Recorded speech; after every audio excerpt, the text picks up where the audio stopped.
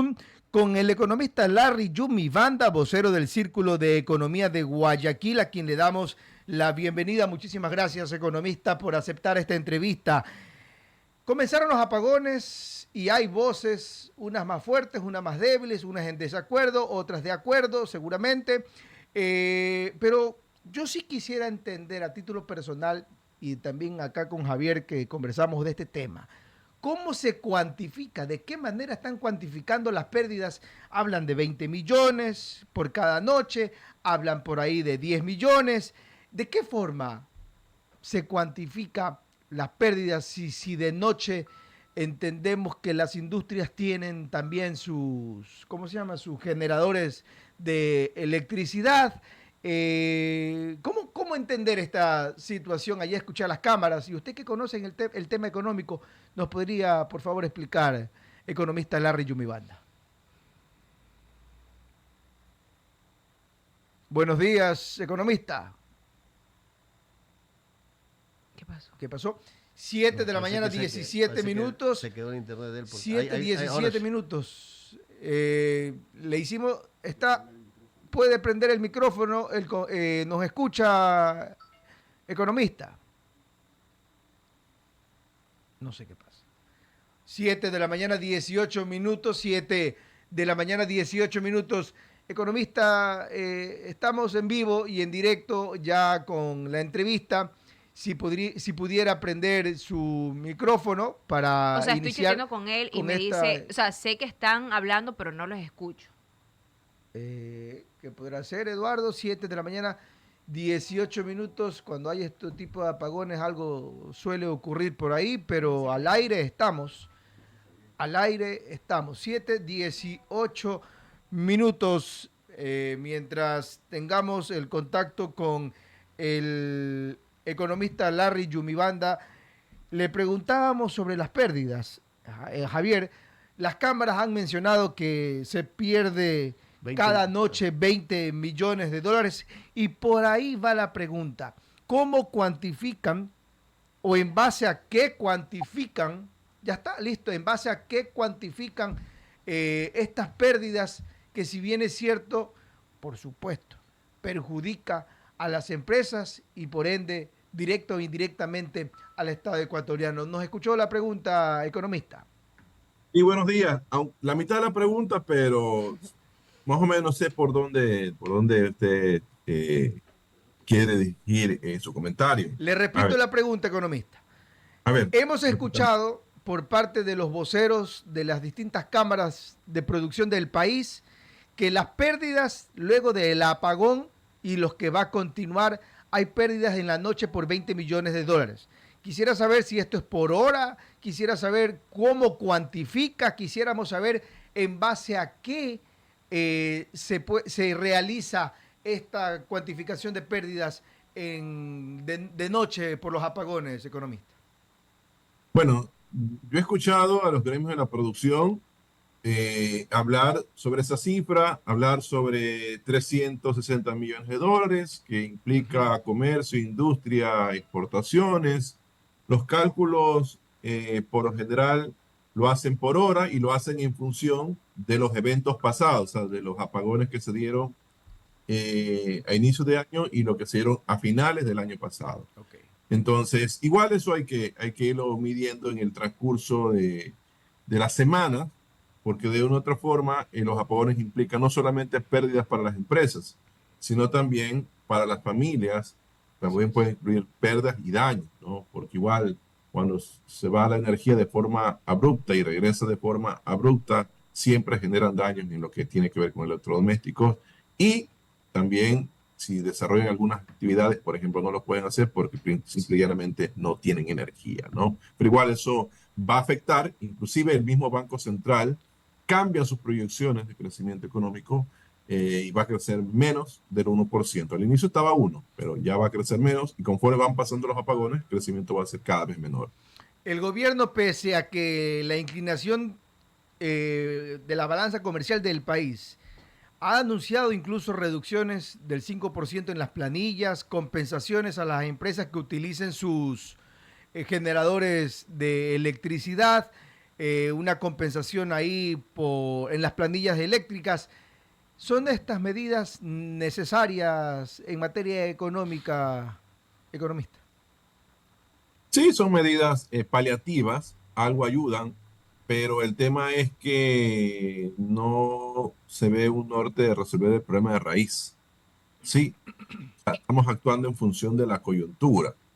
Entonces, el gobierno, no sé si ya han logrado prácticamente terminar todo lo que tiene que ver con el mantenimiento de las termoeléctricas, por ejemplo, para garantizar energía sin necesidad de, por ejemplo, agua, partiendo por ahí.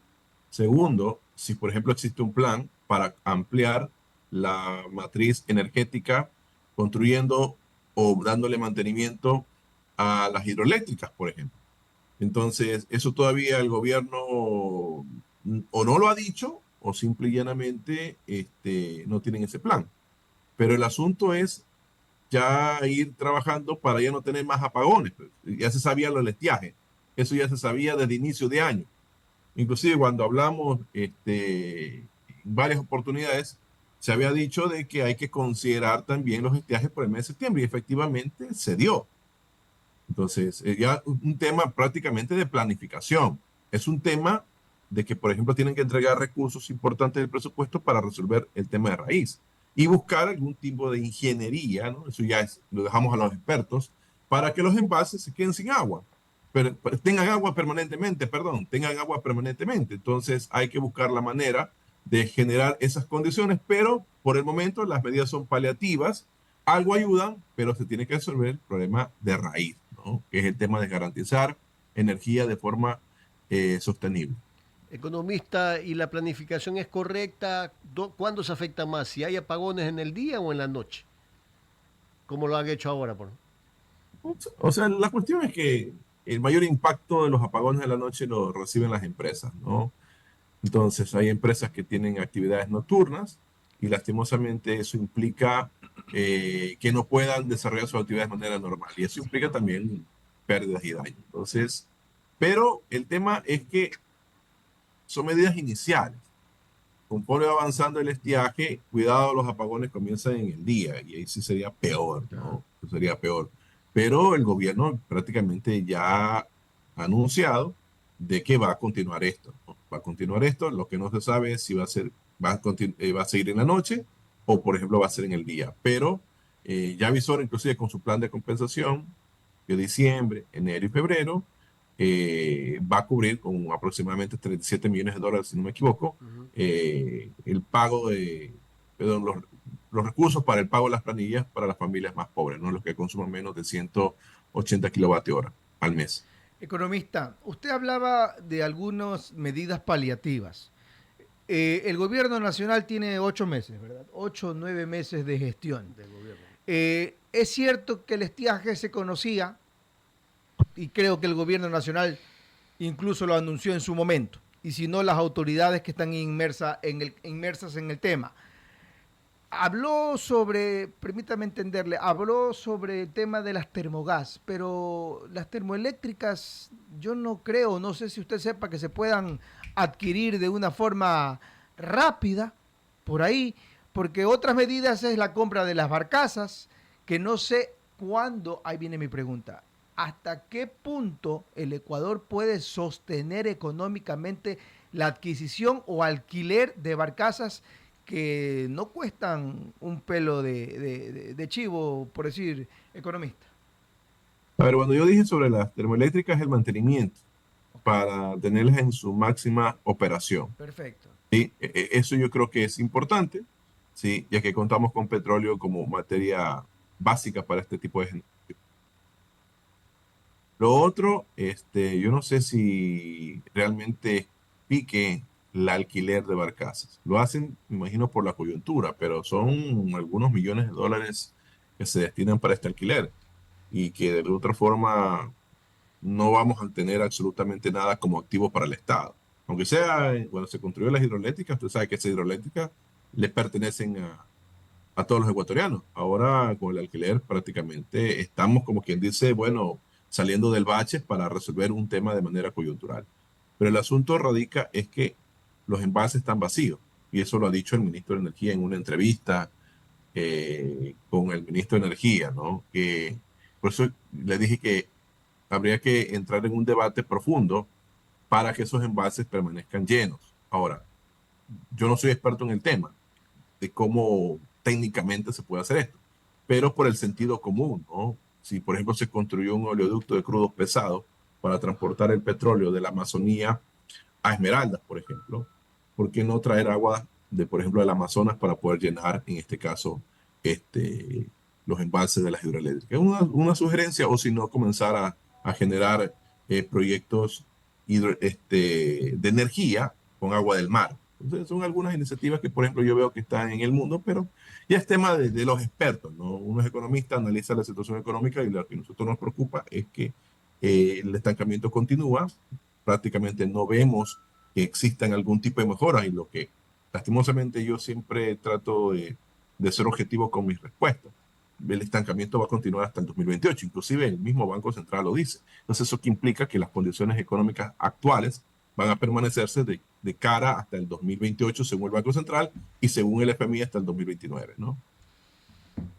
7 de la mañana, 27 minutos, 7 de la mañana, 27 minutos. Estamos con el economista Larry Yumi Banda, especialista económico.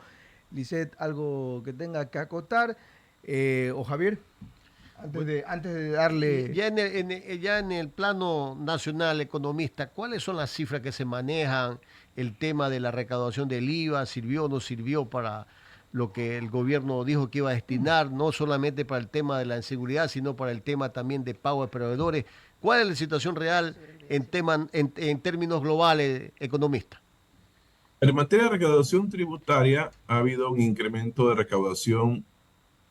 El último dato que se tiene es hasta julio o agosto. Julio, sí, porque el de agosto todavía no ha salido.